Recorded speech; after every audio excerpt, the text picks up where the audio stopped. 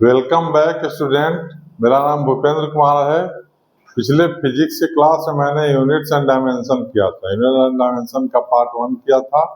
आज unit and dimension का part 2 करेंगे हम लोग। तो यूनिट एंड डायमेंशन पार्ट 2। उस पिछले क्लास में मैंने यूनिट्स के बारे में बतलाया था, आज डायमेंशंस के बारे में बतलाऊंगा। आज डायमेंशंस करेंगे। डायमेंशंस, डायमेंशन होता क्या है? It is the powers up to raise on base quantity to represent physical quantity। Base quantity के पावर को रेज करके फिजिकल क्वांटिटी, मतलब बेस क्वांटिटी पर पावर बतलाएगा, फिजिकल क्वांटिटी का रिप्रेजेंट करेगा फिजिकल क्वांटिटी। जैसे मान लीजिए एक्सेलरेशन। एक्सेलरेशन का यूनिट क्या होता है? मीटर पर सेकेंड स्क्वायर। तो मीटर का हो जाएगा एल, इसको ब्रैकेट के फॉर्म में लिखा जाता है। सेकेंड का हो जाएगा टी। तो एल यहाँ पर 1 है, टी का है नीचे में है तो -2 हो जाएगा। ये सेकेंड स्क्वायर नीचे में है, ब्रैकेट डिवाइड में है तो -2 हो जाएगा। एल मीटर में तो यहाँ पर 1 हो जाएगा। तो एक्सेलरेशन का डायमेंशन हो गया एल टी -2। जो बेस क्वांटिटी है एल और टी, इसके ऊपर पावर लगा दिए, यही डायमेंशन शो करेगा। एक और एग्जांपल ले लेते हैं। फोर्स। फोर्स का होता है केजी मीटर सेकेंड माइनस। अब इसमें केजी का लिखेंगे एम, इसमें पावर 1 है। मीटर का लिखेंगे एल, इसमें पावर 1 है। और सेकेंड का लिखेंगे टी, इसमें पावर -2। तो फोर्स का हो गया एम एल टी -2। इसी तरह से सभी फिजिकल क्वांटिटी है करीब करीब, जो रेशियो है उसको छोड़ करके जिसका यूनिट होता है उसका डायमेंशन आप इस तरह से लिख सकते हैं, निकाल सकते हैं उसका डायमेंशन। अब एप्लीकेशन, डायमेंशन का एप्लीकेशन क्या होता है?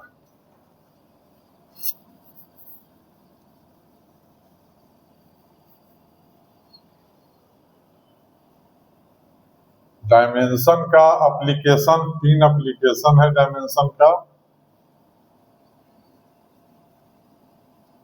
3 एप्लीकेशन है डायमेंशन का। पहला एप्लीकेशन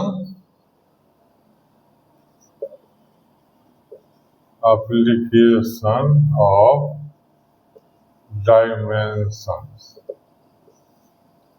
पहला एप्लीकेशन है to convert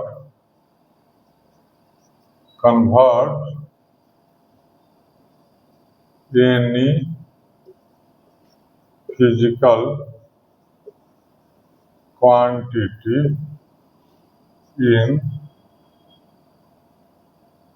from one system of unit to another system.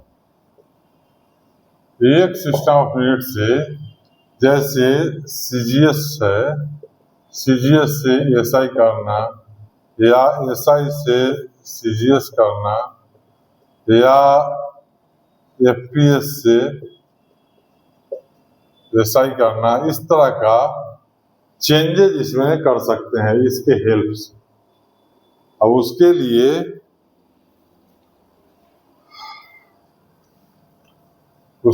Formula पहले भी यूनिट में बतला चुके हैं।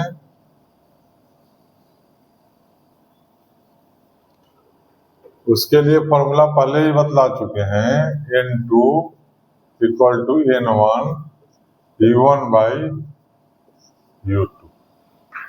ये फॉर्मूला पहले भी आप लोग को हम बतला चुके हैं, पहले बता चुके थे हम, N1 U1 equal to N2 U2। तो इससे डिराइव हो गया N2 equal to N1 U1 by U2। N2 किधर छोड़ दीजिए, इसको ले आइएगा अगर, N2 equal to N1 U1 by U2। ये फॉर्मूला ही यहाँ पर ये फॉर्मूला दिया हुआ है, इसी की हेल्प से ये फॉर्मूला लाया हुआ। मतलब N2 इक्वल टू हो जाएगा U1, ये हो जाएगा M1 by M2 L1 by L2 T1 by T2। और ये ABC, इसका एक्सपेंडेड फॉर्म इसका ये है M1 by M2 L1 by L2 T1 by T2 और पावर ABC। अब यही पावर ABC को और से के हेल्प से ये U1 का वैल्यू निकलेगा और उससे चेंज हो जाएगा SI से CGS में या CGS से SI में। अब एक एग्जाम्पल लेते हैं, एक एग्जाम्पल अब ले रहे हैं अभी।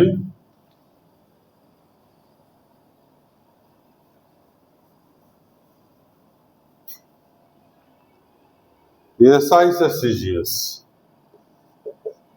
SI से CGS में कैसे चेंज करें। तो SI में मान लीजिए 1 न्यूटन और डाइन में कुछ मालूम नहीं, इसको चेंज करना है CGS में, डाइन में चेंज करना है।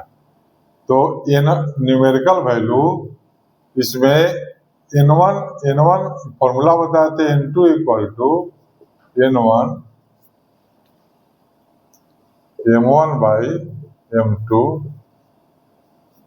L1 by L2 T1 by T2 ABC। इसको डाइन में चेंज करना है। तो N2 का वैल्यू कितना होगा, N1 तो यहाँ पर 1 हो जाएगा। अब ये केजी मास है, ये तो मास है, तो इसको अगर CGS में लिखेंगे तो 1000 और ये हो जाएगा 1। लेंथ को अगर CGS में लिखेंगे तो हो जाएगा 101 और टाइम तो होता है 1/1। मतलब 1 किलोग्राम 1000 ग्राम, 1 मीटर 100 सेंटीमीटर, 1 किलोग्राम 1000 ग्राम और 1 सेकेंड, तो ये 1 सेकेंड हो जाएगा। ये हो गया SI में, ये हो गया CGS में। तो ऊपर वाले को भी CGS में कर दो, ऊपर वाले डेटा को भी M1 को भी CGS में कर दिए। SI में है तो इसको CGS में कर दिए, 1000 लिख दिए मास को, ये तो 1 का रहे 1 ही रह जाएगा, 100 कर दिए। ये कितना हो रहा है, 10 टू the power 5, मतलब 1 न्यूटन हो गया 10 to the power 5 टाइम। इसके हेल्प से, डायमेंशन के हेल्प से ये इसका वैल्यू निकल गया। इसमें पावर इसका हो गया, A का 3 हो जाएगा, B का 2 हो जाएगा, C का 1 हो जाएगा, 10 का पावर हो जाएगा, 10 to the power 5 हो। ये इसका एक्सप्लेनेशन है। उसके बाद सेकेंड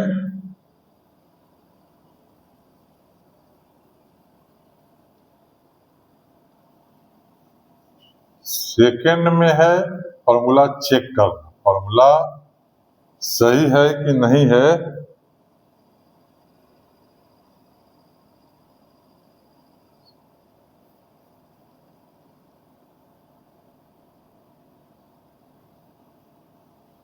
सेकेंड है to check the dimensional correctness of any derived any formula किसी फॉर्मूला के करेक्टनेस को डायमेंशनली करेक्ट है कि नहीं है वो चेक करना, फिजिकल रिलेशन को चेक करना। इसमें फिजिकल रिलेशन भी लिख सकते हैं, फिजिकल रिलेशन जैसे t इक्वल टू 2π√L/g। तो ये सही है कि नहीं है ये देखना। एक चीज आपको बतला देते हैं, जैसे प्लस माइनस इस तरह का दो टर्म है अगर, तो प्रिंसिपल ऑफ होमोजेनिटी से दोनों का डायमेंशन एक ही रहेगा। यहाँ पर अगर प्लस है या माइनस है या इक्वल टू के दोनों तरफ, ये इक्वल टू में जैसे यहाँ टाइम पीरियड इधर है इसका डायमेंशन और √L/g इसका डायमेंशन, दोनों का डायमेंशन सेम होना चाहिए। ये करेक्ट या सम या डिफरेंस प्रिंसिपल होमोजेनिटी से ये भी सेम आना चाहिए, सेम होता है। इसलिए बाई प्रिंसिपल ऑफ होमोजेनिटी जैसे b equal to u plus AT, तो इसमें इसका डायमेंशन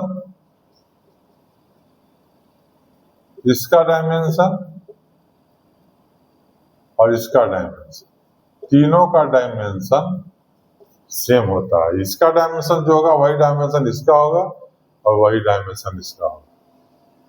जैसे देख लीजिए यहाँ पर v का होता है LT-1, u का भी LT- और ये t एक्सेलरेशन इनटू टाइम, ये भी वेलोसिटी हो जाएगा तो LT-1 हो जाएगा। तो प्रिंसिपल होमोजेनिटी से ये तीनों का डायमेंशन सेम होगा। अब इस फॉर्मूला को हम लोग चेक करेंगे।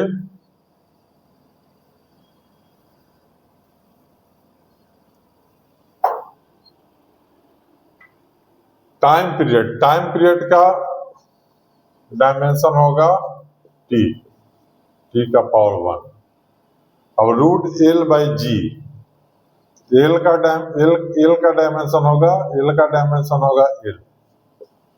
और G का डायमेंशन होता है LT-2। ये G का डायमेंशन होता है LT-2। अब इसमें हो जाएगा ऐसे करिए LT-2। अब इसमें यहाँ पर वैल्यू रखिए t का तो हो गया, t का पावर 1 हो गया, L का पावर LT-2 हो गया। अब इसको एक साथ करिए, इस तरफ हो गया t और इस तरफ हो गया √L का तो हो गया L/LT-2। तो LT-2 में ये L तो कैंसिल हो जाएगा, तो केवल हो जाएगा 1/T-2। तो 1/T-2 का मतलब हो गया T2 और T2 को रूट से बाहर करेंगे तो T हो, उसको रूट से बाहर करेंगे तो T हो गया। मतलब ये कि T इक्वल टू T आ गया। ये T जो है इक्वल टू T आ गया, T इक्वल टू T आ गया, दोनों इक्वल हो गया। ये डायमेंशनली करेक्ट हो गया। टाइम पीरियड T का तो T होता है, L का L होता है, G का G होता है, G का होता है LT-2। अब इसको यहाँ पे रखिएगा फॉर्मूला पर तो T इक्वल टू T आ गया, मतलब डायमेंशनली ये करेक्ट हो गया, डायमेंशनली ये सही हो गया। तीसरा थर्ड है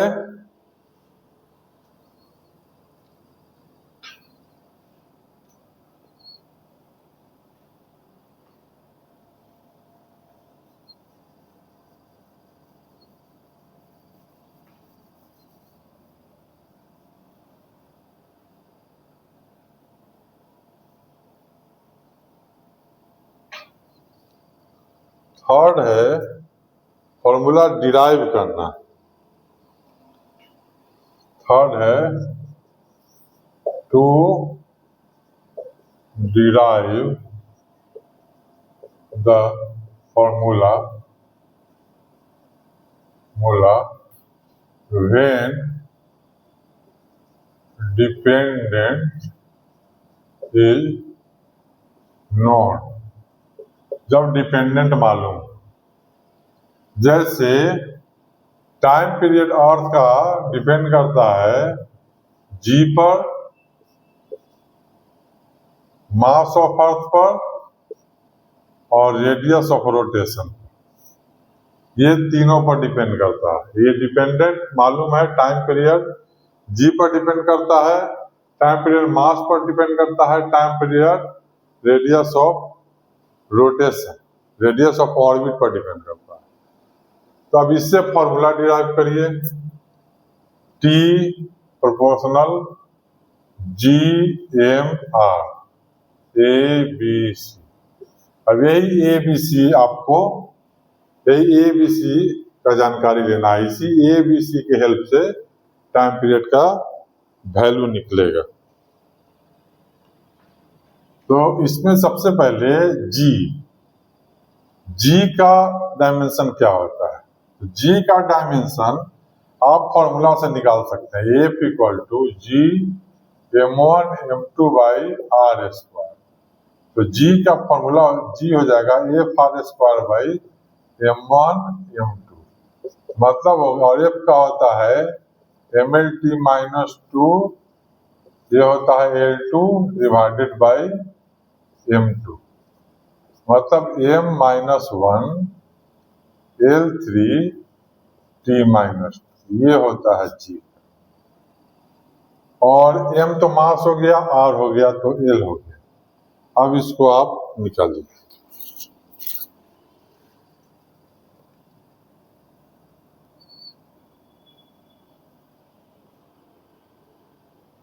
टी जी m1, जी की जगह पर रखिए m minus 1 L3 t minus 2, इस पर ए कर दीजिए, जी एम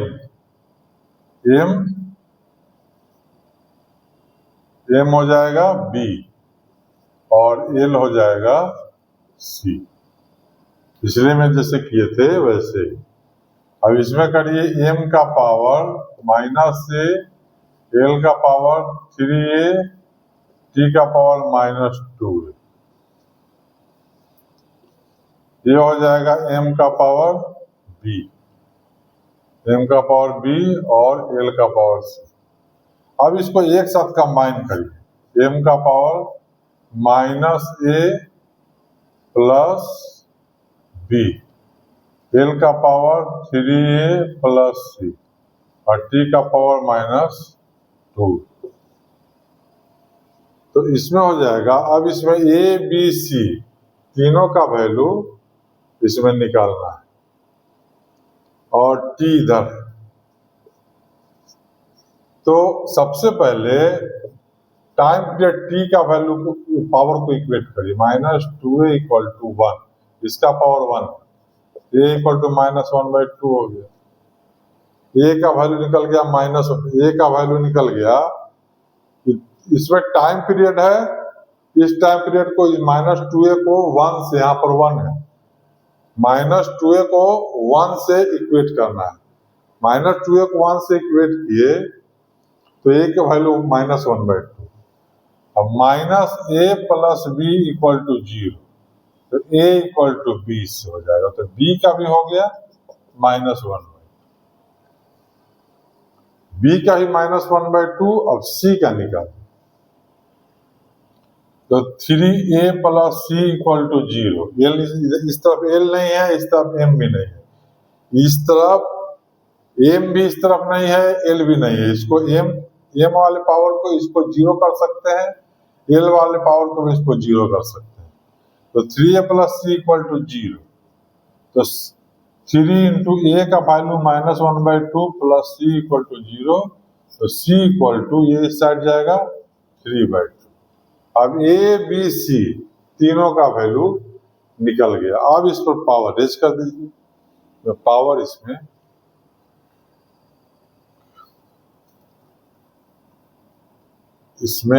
पावर इसमें रख दीजिए।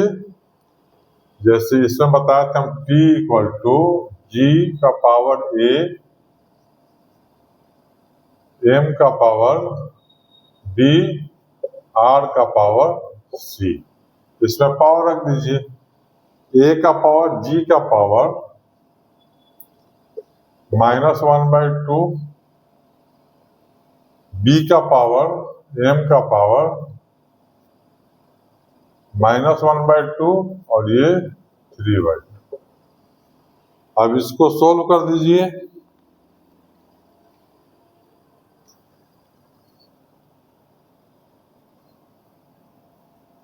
इसको सोल्व करिएगा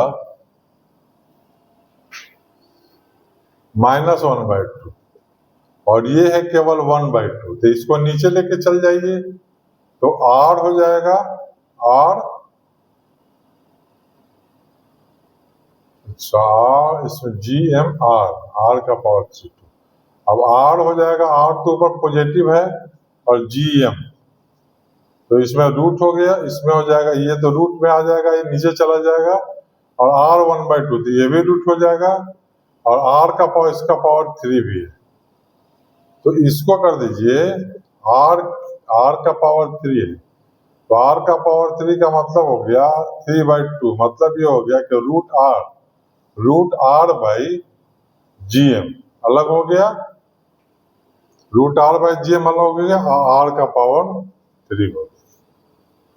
R का पावर 3 हो गया, R cube root R by GM हो गया।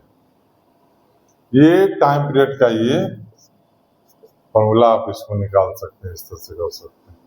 ये डेरिवेशन हो गया R cube √R by GM।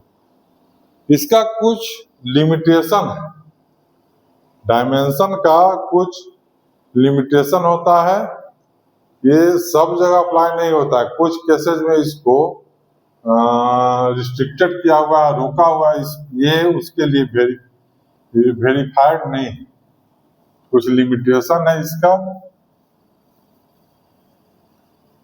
जैसे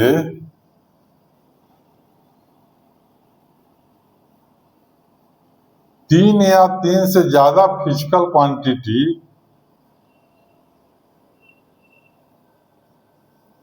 हीट लिमिटेशंस, पहले limitations of dimensional formula,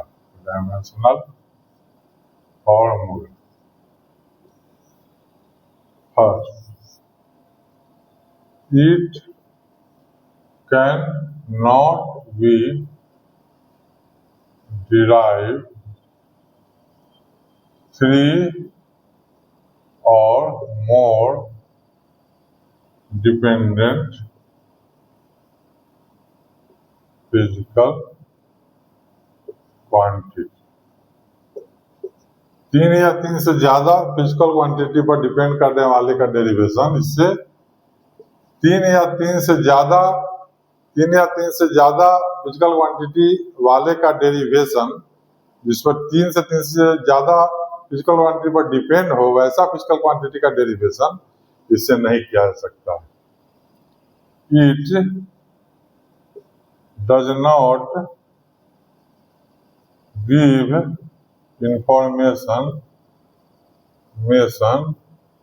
about constant quantity। Second, third, it cannot give information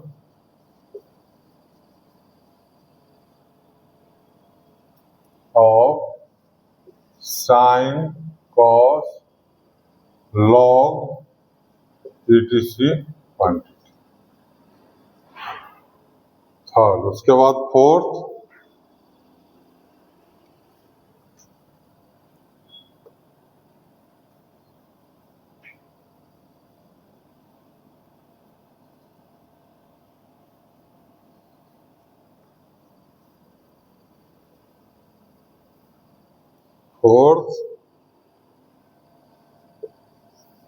it cannot give any information about scalar and vector quantity।